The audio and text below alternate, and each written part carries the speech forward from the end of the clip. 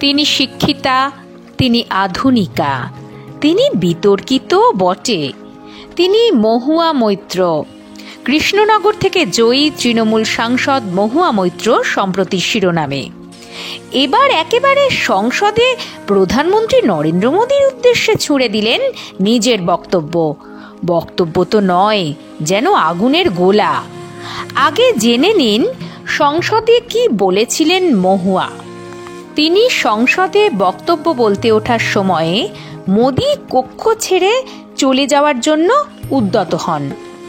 তখন মোদীকে উদ্দেশ্য করে মহুয়া বলেন, প্রধানমন্ত্রী আমার কথা শুনে যান, দয়া করে শুনে যান, ভয় পাবেন না। আমার কেন্দ্রে দুবার এসেছেন, এবার তো আমার কথা শুনে যান।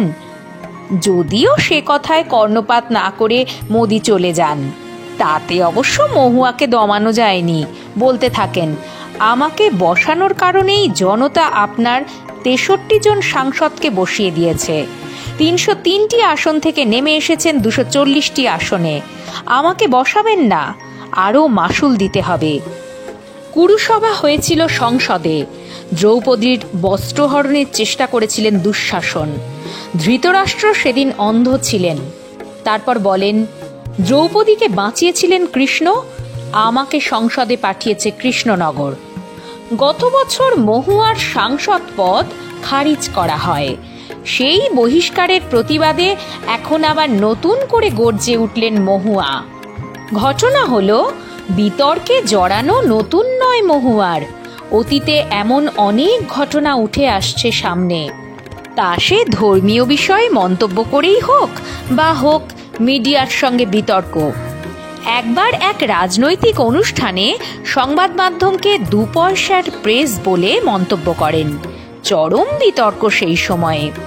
আবার ধর্মীয় এক বিষয় নিয়ে মহুয়ার মন্তব্যে সরগরম হয় রাজনৈতিক মহল। অনেকে অভিযোগ করেন, মহুয়া হিন্দু ধর্মের ভাবাবেগে আঘাত দিয়েছেন। এখানেই বিতর্কের শেষ নয়। শশী থারুরের সঙ্গে মহুয়ার ছবি নিয়ে সোশ্যাল মিডিয়ায় বেশ ভালো রকম চর্চা শুরু হয়, যা নিয়ে মুখ খোলেন খোদ বর্ষিয়ান নেতা শশী থারুর। মহুয়ার দামি ব্যাগ ব্যবহার নিয়েও সোশ্যাল মিডিয়ায় নেটিজেনরা আলোচনায় মেতেছিলেন কিছুদিন আগে। মহুয়া যেন এক বিতর্কের নাম। তাঁর চাঁচা ছোলা বক্তব্য থেকে বিতর্কের আঁচ আসে। অনেকে বলেন, উন্নাসিক মানসিকতার জন্য অনেক সময়ে নিজের অজান্তে বিপদকে আহ্বান করেন মহুয়া, এবং সেই বিতর্ক নিয়ে বিন্দুমাত্র মাথা ব্যথা নেই তাঁর। বরং ডোন্ট কেয়ার মেজাজি মহুয়ার অষ্টপ্রহর সঙ্গী। নিজের বক্তব্যেও যে তিনি বলেন, ভয় থেকে মুক্তি পেয়েছি আমি।